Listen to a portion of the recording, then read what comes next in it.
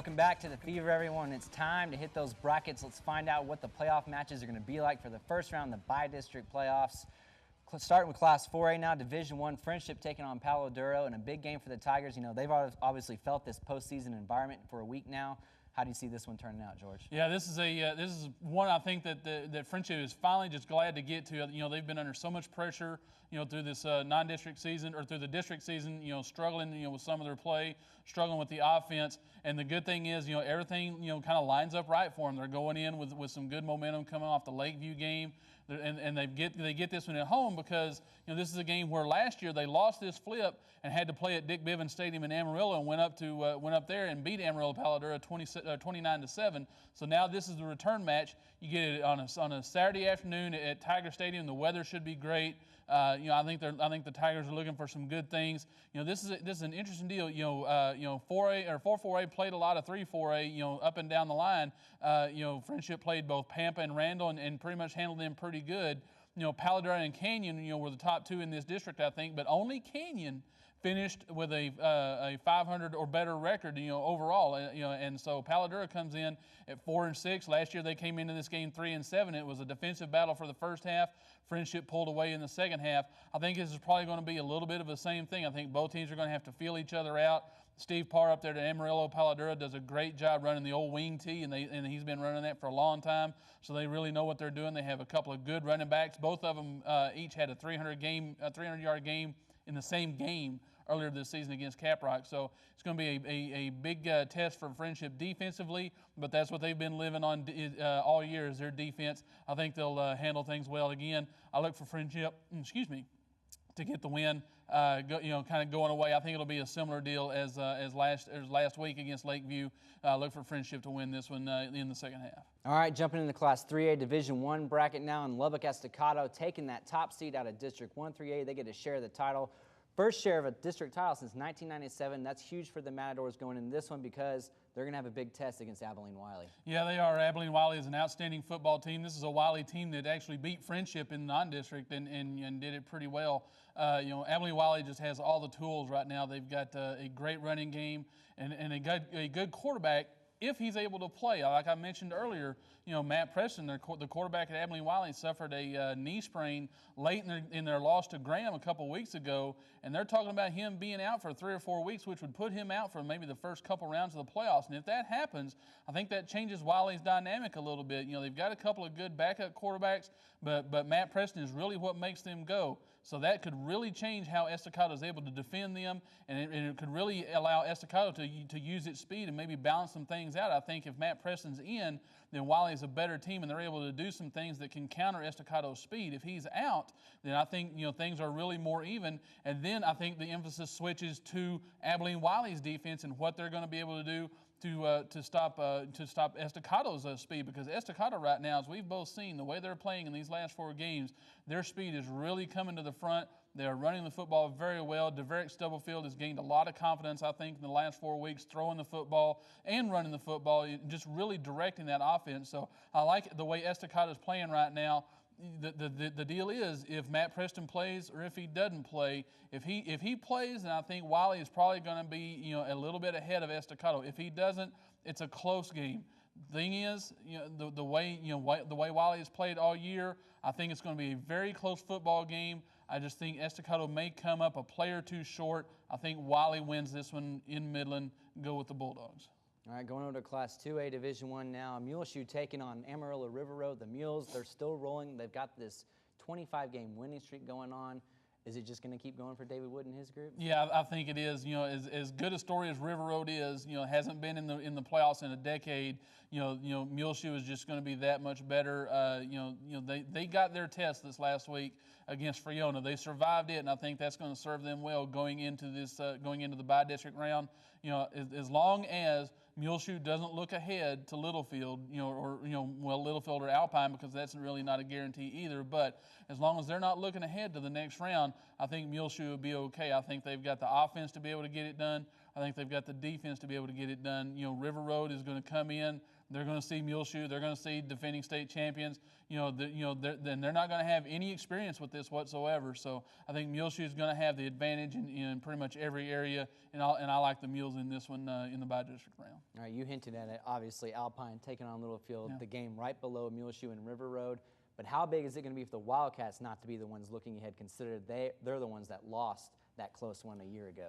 That's a very good point. I hadn't really thought about it until you just said that. But yeah, Littlefield, we've got to make sure they're not looking ahead. But I think what's happening with Littlefield right now, with the fact that Patrick Barrio probably won't play with that knee sprain, I think they're focused enough, and I think they're young enough to where they're not, in that mood of a veteran team that can think they can look ahead. You know what I'm saying? It's one of those deals where they've really got to kind of focus on the game at hand, and I think that's really going to help them. Now, you talk about this matchup with this 3-2A district and this 4-2A district. Last year, this 3-2A district wiped 4-2A off the map in the first round when you're talking about Littlefield, Idalou, and Roosevelt last year. Roosevelt beat this Alpine team last year, or I believe that's right. If I'm not mistaken, sometimes they get mixed up. I don't know. I'm the guru, but sometimes they all get mixed up. But I think you're probably looking at a little bit of the same thing here. Littlefield's offense, I think, is going to have enough. Even if Patrick Barrio is out, with Richardson, with McDowell, with Hoosman, directing at quarterback, I think they'll be okay. I think Littlefield wins this one in the bi-district round. All right, let's go over to Division II of that Class 2A now. Post taking on Sonora in their first bi-district game. And you mentioned, we both said at the beginning of the season we liked Chris Jones in this group, the way this offense was going to look with the amount of the people that they had in the backfield. But now, you mentioned it earlier, the way they held their defense with Littlefield, holding them to 18 points, that's huge heading into this one. It is very huge, and they're going up against a Sonora team that finished third in that district behind Crane and Alpine, and so I think Post showed me they've showed me a lot all year, but the way they played Littlefield, being able to hold them to 18 points and playing a defensive football game, I think even though they lost that game, I think is going to serve them well going into the postseason. And we've mentioned it all year. Their two-headed running tandem of Dalby and Wyndham are doing a great job back there, but they're starting to get a few more guys emerge out of that offense as well. So I think even like I said, even though they lost that game, I think it's going to be a good game for Post going into the playoffs and going up against Sonora. I think they're just going to have too much in the offense, too much in the defense for Sonora. I think Post wins going away in this one. All right, you mentioned that this 3-2A, 4-2A rivalry is carrying out throughout this whole bi-district round. Crane taking on Idalou in the first round of the bi-district playoffs for them. Wildcats, they've been a whole different team this year. It's been all about this defense, and they've shown some signs of offense these past few weeks. This is a flashback of 4 years ago. Yes, Seth Daggy was at Crane. My buddy Matt Dowdy, our boy Matt Dowdy, was out at Idalou. Crane took that one in the regional semifinal. But now this is totally two different teams, and obviously Idalou's had a lot of things going well toward the end of the season now. Yeah, they have. Of any team in 2A that's been playing well the last 3 or 4 weeks, it's been Idalou. They've really cranked up the offense. They've gotten it going, and they've just been continue to play stout, solid, fundamental defense. And now they're going up against this Crane team that finished first in that district. Like you said, 4 years ago, against Seth Daggy. Daggy didn't do it with his arm in that game. He did it with his legs. He rushed for over 100 yards. He had a couple of big passes, but he did it mostly running the football. And really, that was one of his last few big high school football games, because he didn't play at Friendship the next 2 years, and now is just starting to get on the field for Texas Tech. So I'm sure there's a lot in the Idalou community that kind of remember that, and may go up to him at practice this week or something like that, and kind of remind him of that. And I'm sure he'll remind them back of who won the football game. But but Idalou, I think, like we said, is playing very very good fundamental football offensively and defensively. I think Idalou completes the sweep, go with the Wildcats to beat Crane this week. The winner of that game will get Sanford, Fritch, Friona, the winner of that one, in their next game in the area round.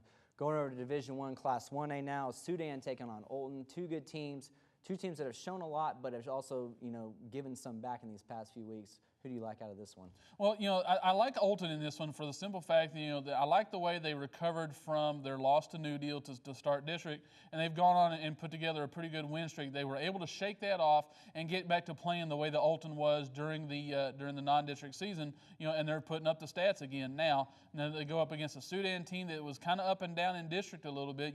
They would have a good week, they'd have a bad week, but they also finished on a good note. And, B.J. Davis had a good game for Sudan. So this is going to be two teams that is going to kind of be contrasting styles a little bit. I think Sudan's going to try to run the ball and try to control the clock that way. But then you've got Olton that I think is balanced, and we've all seen the numbers that Bobby Wayne Workman has put up for Olton this year. So it's going to be a good game on a Friday night, out at Tiger Stadium. Should be a good crowd out there. But with the offensive weapons that Olton has, I like the Mustangs in this one. Go with Olton.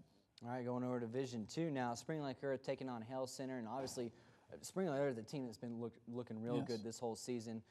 Who can the Owls stop them, or is this something that Spring Lake Earth is just going to carry through with? I think probably Spring Lake Earth is going to carry through. When we talk about teams that have kind of quietly emerged or had quiet seasons, I don't think anybody has been more silent, than Spring Lake Earth. But their talking on the field is what they're really doing. They have an outstanding balanced offense behind Blake Betts at quarterback, but they have like 4 or 5 guys that can run the football very well and they can hit you at any time. And then they're playing outstanding defense, and they're going up against a Hale Center team that's kind of been up and down. Hale Center has lost a couple in that district, and they finished 3rd in that district behind Olton and New Deal. So I think Spring Lake Earth is probably going to have more momentum. They're going to have a little bit more talent going into that football game.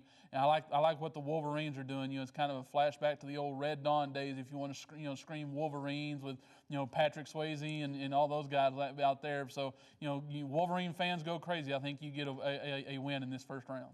2 more games to go through. Seagraves taking on McCamey. Seagraves is a team we haven't really talked about a lot this season.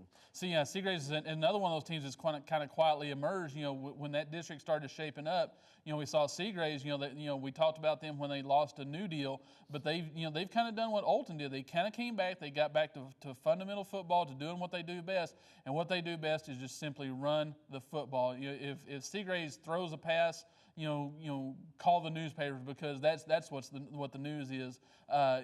They run the football very well and have done so all year behind just a great offensive line and 4 or 5 good solid football players back there. And I think they'll do that again. McCamey, Badgers, we don't need no stinking Badgers.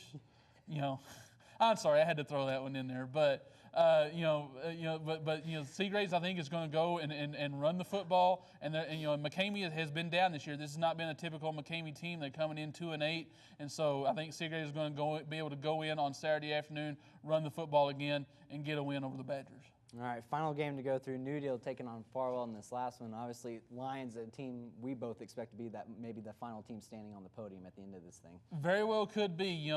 We talk about New Deal. The thing about New Deal is, the bi-district round has really not been a problem for them. They've won the bi-district round 3 of the last 4 years. It's getting past that area round that's really been the bugaboo for Ron Mayo's bunch out there.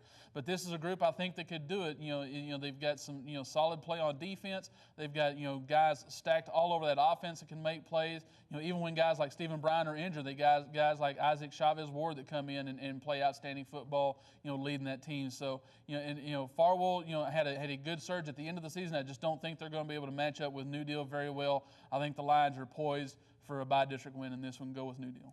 All right, that's going to do it for us on Football Fever for this 2009 football season. As always, we'd like to thank everyone at LISD.TV for all their hard work, all our student assistants behind the cameras for everything they do, putting up with me and George on a consistent basis. Yeah. Be sure to check back at www.lisd.tv for all your replay times of the shows. And you can also follow the playoffs through the postseason with George Watson and everyone else at the Avalanche Journal by logging on to www.lonestarvarsity.com. For George Watson, I'm Travis Cram. We'll see you next season right here on The Fever.